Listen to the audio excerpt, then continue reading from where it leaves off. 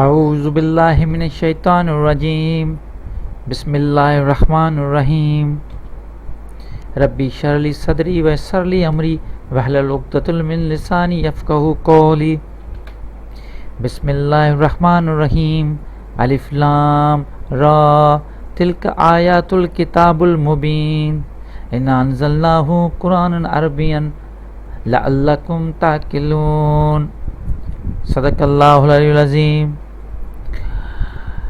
دوستو، میں نے یہ سورہ یوسف کی جو ہے آیت نمبر 1 اور آیت نمبر 2 کی تلاوت کی ہے آپ کے سامنے۔ اس میں اللہ تعالیٰ فرماتے ہیں تلک آیات الکتاب المبین۔ تلک مطلب وہ یا یہ وہ آیات الکتاب جو یہ وہ آیات ہیں جو کتاب المبین سے لی گئی ہیں، ٹھیک ہے جی، اس قرآن سے کتاب سے مبین سے لی گئی ہے۔ انا انزلناہ قرآنا عربیا لعلکم تعقلون، بے شک ہم نے نازل کیا اس کو عربی میں قرآن کو تاکہ تم عقل والے بنو۔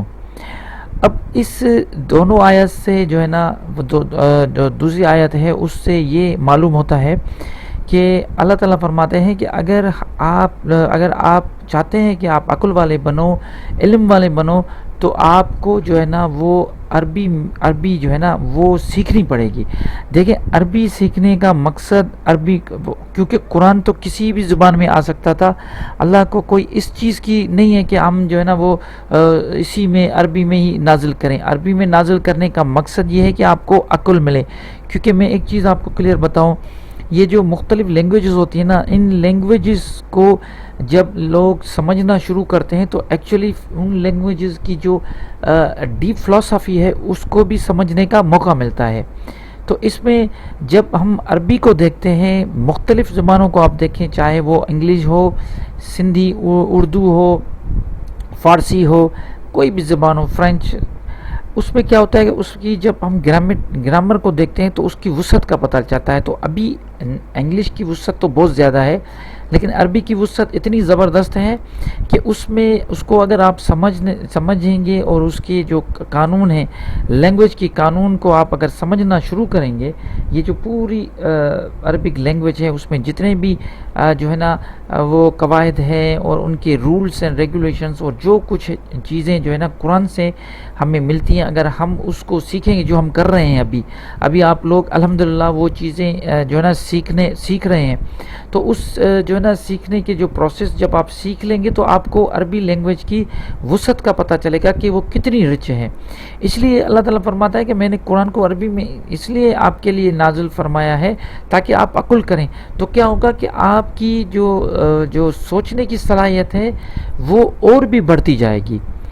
تو اس سے یہ معلوم ہوتا ہے کہ اس جو آیتیں ہیں، جو یہ قرآن ہے، جو یہ پڑھائی ہے، اس کو جو اللہ نے نازل فرمایا ہے وہ عربی میں اس لیے نازل فرمایا ہے تاکہ ہم اور آپ لعلکم کا مطلب یہ ہوتا ہے کہ آپ سب، یہ پوری انسانیت کے لیے بات ہے، یہ صرف عرب کنٹریز کے لیے نہیں ہے، پوری انسانیت کے لیے لعلکم تعقلون، مطلب تاکہ تم لوگ عقل کرو، سب لوگوں کے لیے ہے۔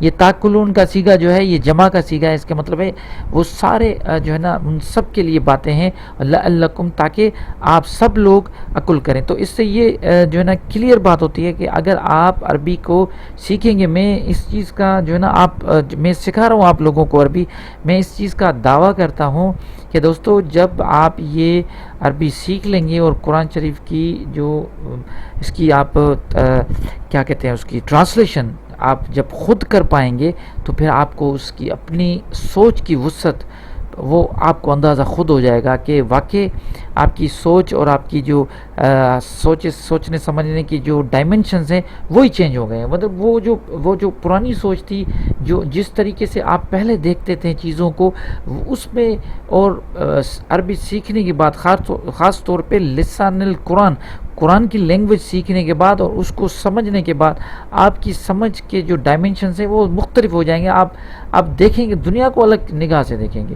تو یہ سورہ یوسف کی بہت خوبصورت آیت تھی، میں نے سوچا یہ آپ کے ساتھ شیئر کروں۔ تو اس کو جو ہے نا آپ ضرور یہ جو آیتیں میں کوشش کروں گا ڈیلی، اگر مجھ سے ہو سکے گا تو ڈیلی، ورنہ ایک یا دوسرے جو ہے لیکچر میں کوشش کروں گا کہ آپ کے ساتھ جو ہے نا قرآن شریف کی جو خوبصورتیں، ویسے تو 6600 جو بھی آیتیں ہیں وہ ساری زبردست خوبصورت ہیں، لیکن اس میں جو چن کے میں لے کے آؤں گا جو ایزی آپ سمجھ بھی پائیں گے، تو ان کے جو ہے نا وہ میں تھوڑی بہت ان کی آپ کو جو ہے نا وہ نالج دیتا جاؤں گا. ساتھ ہی ساتھ اس میں آپ کو میرے ساتھ ایک وعدہ کرنا ہے، اگر ہو سکے، یہ بہت خوبصورت چیز ہوتی ہے کہ جو چھوٹی چھوٹی آیتیں میں آپ کے ساتھ شیئر کرتا ہوں، ان کی جو ہے نا میننگ آپ کے ساتھ شیئر کرتا ہوں، اس میں آپ یہ کریں گے کہ ان آیتوں کو آپ یاد کرنا شروع کریں. اس سے یہ ہوگا جب آپ ان آیتوں کو یاد کرنا شروع کریں گے تو آپ کی جو مسل میموری ہے جو ہے نا وہ بڑھتی جائے گی. آپ کی جو میموری یاد کرنے والا جو مسل ہے وہ بلڈ ہوتا جائے گا. تو اس طریقے سے یہ ہوگا کہ عربی زبان میں جو کچھ آپ کو یاد کرنا ہے تو وہ بڑھ جائے گا نا، آپ کی کیپیسٹی بڑھ جائے گی. اور ساتھ ہی ساتھ آپ الحمدللہ جب آپ کہیں پہ کسی دوست کے ساتھ یا لوگوں کے ساتھ بیٹھیں گے، جب آپ قرآن اور کی باتیں کریں گے تو ان کے مطلب متعلق آپ اگر کچھ بتانا چاہیں گے تو اگر آپ کو آیات یاد ہوگی نمبر کے ساتھ تو وہ اور زیادہ اثر کریں گی لوگوں کو. ہمیں کسی کو مطلب متاثر اس طریقے سے نہیں کرنا کہ ہم بہت عربی دان ہو گئے، لیکن اللہ کا پیغام جو ہم کسی دوسرے تک پہنچائیں گے خوبصورت طریقے سے، تو اس لینگویج میں جب ہم پہنچائیں گے تو وہ زیادہ اثر کرے گی نا. تو اس لیے میں چاہ رہا ہوں کہ اگر آپ یہ تھوڑی بہت جو ہے نا جو بھی میں آیتیں شیئر کرتا جا رہا ہوں تو وہ آپ اس کو ایک تو یاد کرتے جائیں میننگ کے ساتھ. دوسرا یہ ہوگا کہ جب ہم ابھی تو خیر ہمارا اسٹارٹ ہیں، جب ہم اس کو جو ہے نا کچھ آگے پڑھیں گے نا تو آگے پڑھنے کے بعد انشاءاللہ وہ بھی وقت دور نہیں جب ہم آیت کو گرامیٹیکلی انالائز کریں گے کہ جیسے تلک کیا ہے آیات الکتاب، یہ کون سا، یہ کیا چیز ہے، اس کے بعد مبین، یہ گرامیٹیکلی ان کو کیا نام دیتے ہیں. تو یہ ایک ایک چیز جب ہم کریں گے تو پھر آپ کو اور بھی جو ہے نا وہ مزہ آئے گا، اور وہ بھی آیتیں آپ ضرور یاد کیجیے گا. تو چلتے ہیں آج کے جو ہے نا سبق کی طرف. تو سب سے پہلے ہم کیا کریں گے، جیسے میں آپ کو بتایا کہ ریکیپ بہت ضروری ہوتا ہے. جب تک آپ اپنی سبق کا ریکیپ نہیں کریں گے تو آپ کو جو ہے نا وہ پکا نہیں ہوگا. تو آج ہم ریکیپ کرتے ہیں، ہم نے کل یا پچھلے لیکچر میں کیا پڑھا تھا دیکھتے ہیں. تو ہمارا جو لیسن تھا وہ تھا لیسن نمبر 2 عربک گرامر. اس میں ہم نے پڑھا تھا حرکات اور حمزہ. عربک حرکات کیا ہوتی ہیں اور حمزہ کیا ہوتی ہیں. اعراب اور حرکات کو کبھی نہ آپس میں ملائیے گا. وہ کہتے ہیں نا کہ اعراب مطلب عام جو ہمارے معاشرے میں یہ ایک چیز ہے کہ اعراب کا مطلب ہوتا ہے کہ زیر زبر پیش. نہیں، اعراب کچھ اور چیز ہے، وہ آپ کو جو ہے نا ایک جو لیکچر میں پتہ چل جائے گی. لیکن جب میں حرکات کی بات کرتا ہوں تو آپ کو یہ چیزیں ذہن نشین کرنی پڑے گی کہ حرکات کا مطلب ہوتا ہے زیر زبر پیش. میں ابھی آپ کو ایک مرتبہ پھر ریکیپ کرتا ہوں، لیکن جو ہمارے نئے دوست ہیں وہ آگے نہ جائیں، وہ پچھلی ویڈیوز کو دیکھیں، کیونکہ پچھلی ویڈیوز کو دیکھیں گے تو پھر آگے کا پتہ چلے گا. تو ہم چلتے ہیں ابھی اپنی ریکیپ کرتے ہیں. جیسے میں نے کل آپ کو بتایا تھا حرکات کیا ہے، زیر زبر پیش، بے کے نیچے زیر، بے کے اوپر زبر، بے کے اوپر پیش، ان کو حرکات کہتے ہیں. ٹھیک ہے جی.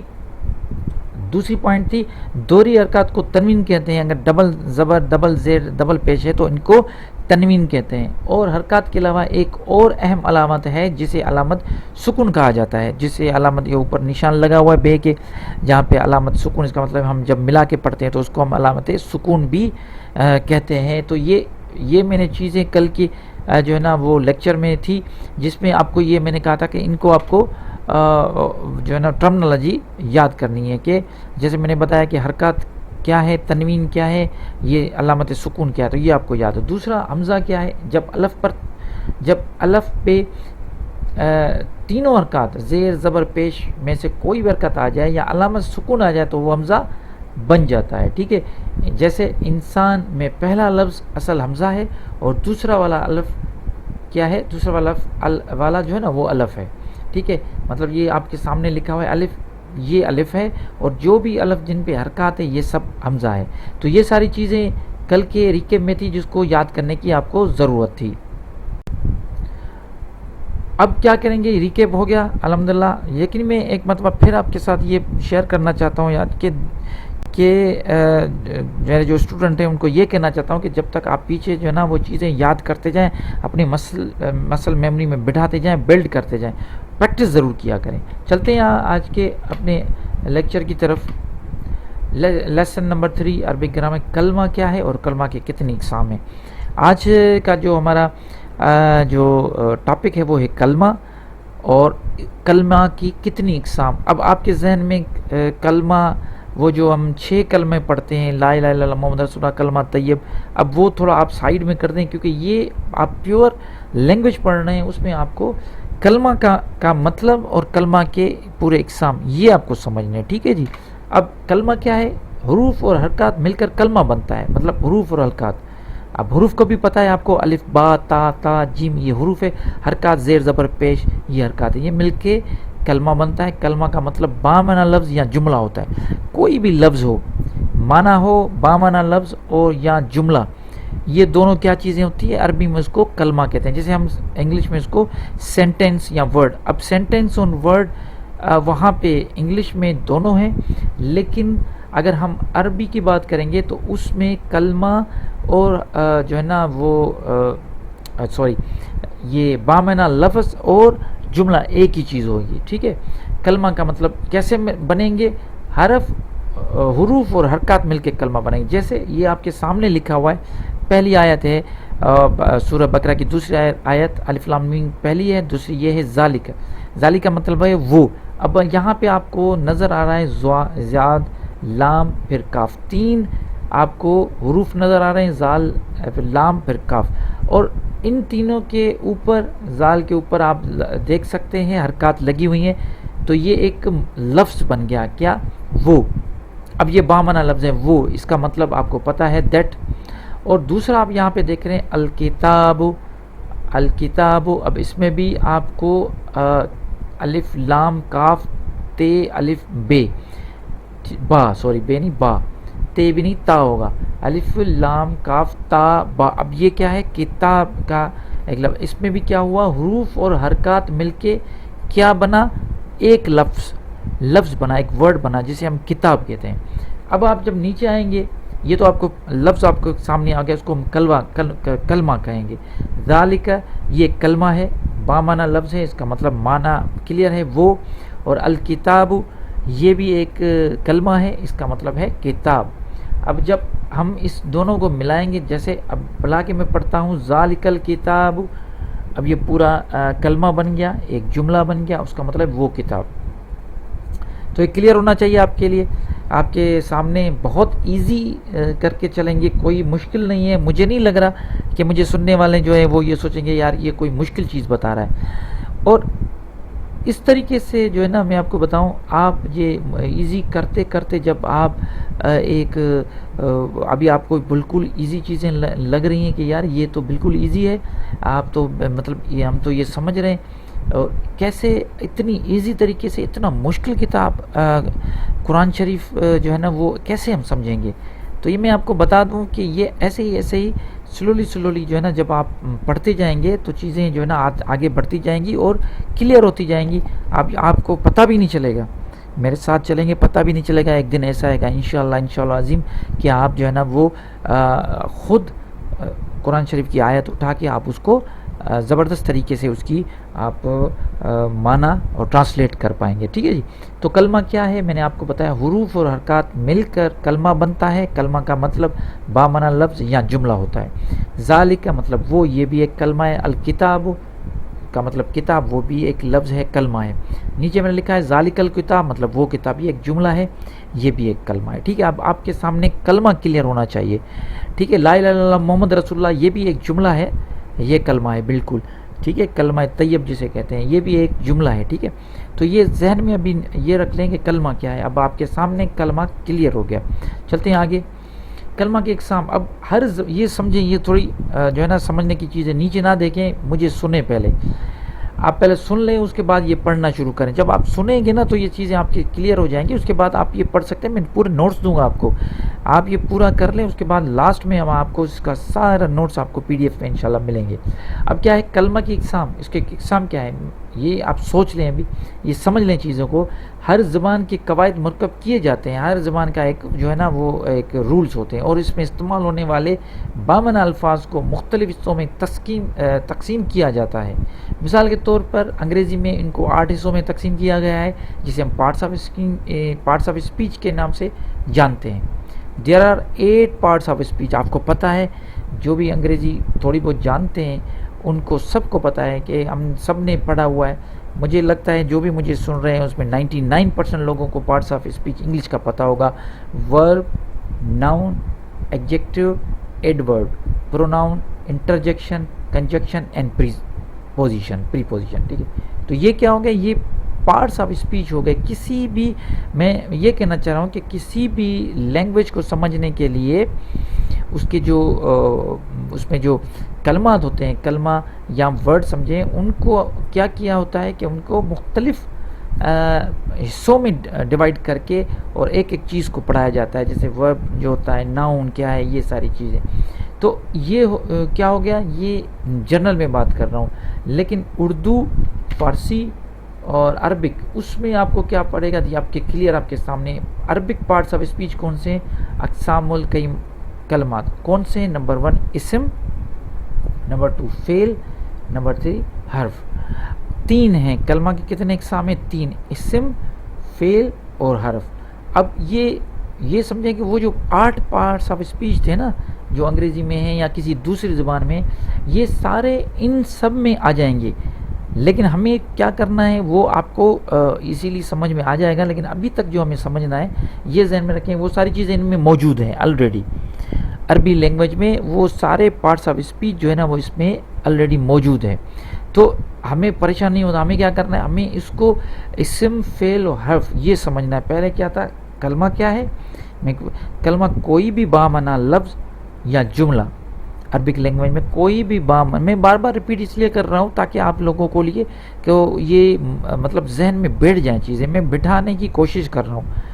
اتنی یہ بولنے کا مقصد صرف یہ ہوتا ہے کہ میں آپ کو سمجھانے کے ساتھ جو ایک رٹا ہوتا ہے وہ بھی کروا رہا ہوں تاکہ آپ کے دماغ میں چیزیں بیٹھ جائیں۔ اس طریقے سے کوئی نہیں پڑھائے گا، میرا یہ دعویٰ۔ یہ ایک بہترین طریقہ ہے جس سے آپ یہ پوری عربک جو ہے نا پڑھ رہے ہیں۔ تو کلمہ کا مطلب یہ ہے کہ کلمہ مینس ایک ورڈ اور سینٹینس، جملہ یا لفظ بامعنی، ٹھیک ہے، اور اس کے اقسام، جب بھی حروف اور حرکات ملتے ہیں تو کلمہ بنتا ہے۔ جیسے ذالک ایک کلمہ ہے، انسان بھی ایک کلمہ ہے، ٹھیک ہے، لا الہ الا اللہ محمد رسول اللہ یہ پورا جملہ یہ بھی ایک کلمہ ہے، ساتھ ہی ساتھ ذالک الکتاب وہ کتاب یہ بھی ایک کلمہ ہے۔ اب اقسام مطلب اس کے کتنے پارٹس ہیں تو میں نے بتایا، ہر لینگویج میں اپنی اپنی گرامر کے مطابق چیزیں ہوتی ہیں۔ تو انگلش میں جیسے میں نے آپ کو ایک مثال دیا کہ پارٹس آف اسپیچ 8 ہوتے ہیں، تو ساتھ عربک میں پارٹس آف اسپیچ 3 ہوتے ہیں، اسم، فعل اور حرف۔ اب آپ کو پتہ ہے اسم کیا ہے، فعل کیا ہے، حروف کیا ہے، اس پہ ہم نیکسٹ لیکچر میں ڈسکس کریں گے، کیونکہ میں سمجھتا ہوں کہ اس طریقے سے چلنے سے یہی طریقہ ہے، ہم بہتر طریقے سے چل پائیں گے تاکہ آپ کو وہ چیزیں اور بھی کنفرم اور پکی ہوتی جائیں۔ تو یہ چیزیں ہم آگے جو ہے نا، اسم آپ کو پتہ ہے کہ اسم کا مطلب نام ہوتا ہے کسی جگہ کا، لیکن عربک میں آپ کو اور طریقے سے بہتر طریقے سے نیکسٹ لیکچر یہ پڑھاؤں گا۔ میں آپ کو پھر یہ کہتا ہوں کہ تب تک آپ آگے نہ جائیں جب تک پچھلے آپ کو لیکچر سارے یاد ذہن میں فنگر ٹپس پہ نہ ہو۔ بار بار پریکٹس کریں، جو سمجھا رہا ہوں بار بار پریکٹس کریں۔ جو بھی چیزیں سمجھ میں نہ آئیں آپ مجھے کمنٹ ضرور کریں، میں نیچے کمنٹس میں آپ کو ان چیزوں کا رپلائی دوں گا۔ اگر آپ کہیں گے تو آپ کو وہ تھوڑے نوٹس بھی ملتے جائیں گے۔ تو امید کرتا ہوں یہ چیزیں جو ہیں یہ جو ہے نا کوئی اس طریقے سے نہیں پڑھائے گا، میں بار بار کہہ رہا ہوں، میرا مقصد صرف یہ ہے، مجھے کوئی اس سے دوسرا سروکار نہیں ہے۔ میرا مقصد صرف یہ ہے کہ میں جتنا ہو سکے لسان القرآن، قرآن کی لینگویج جو ہے اس کو زیادہ سے زیادہ لوگوں تک پڑھاؤں تاکہ لوگ اس سے فائدہ اٹھائیں دین اور دنیا میں۔ انشاءاللہ نئے جو ہے سبق کے ساتھ حاضر ہوں گا، تب تک کے لیے مجھے اجازت دیجیے۔ اللہ حافظ۔